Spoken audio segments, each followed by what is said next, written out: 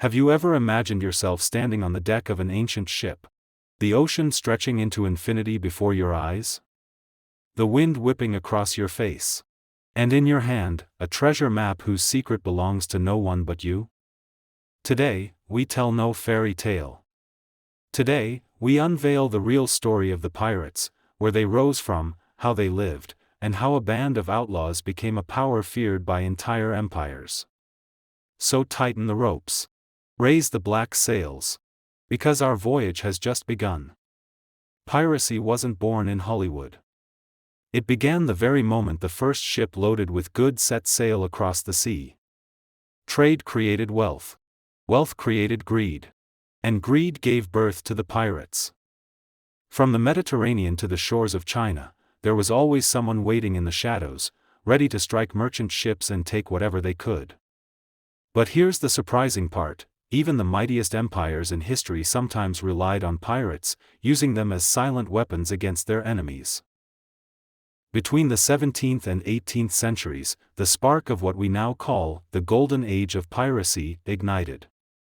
The seas were overflowing with ships carrying gold, silver, and treasures pulled from the New World. And from that chaos, the most legendary pirates in history emerged. The pirates of the Caribbean.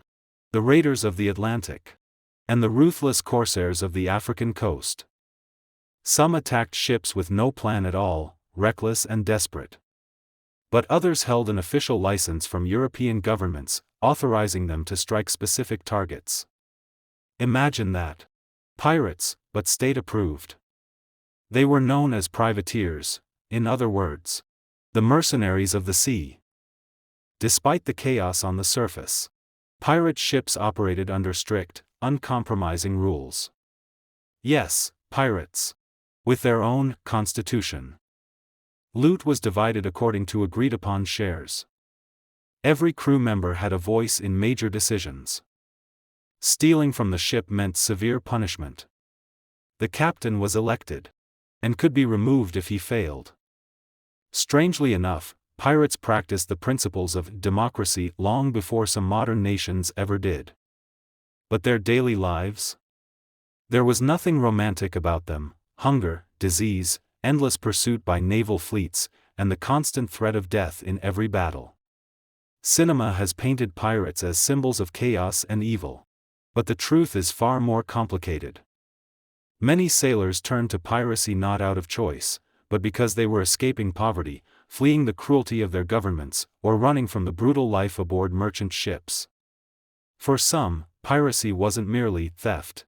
It was a chance at a new life, a final refuge for the desperate and the forgotten. And yet, their endings were almost always tragic: execution, drowning, or betrayal. Though they vanished almost 300 years ago, we remain obsessed with pirates to this very day.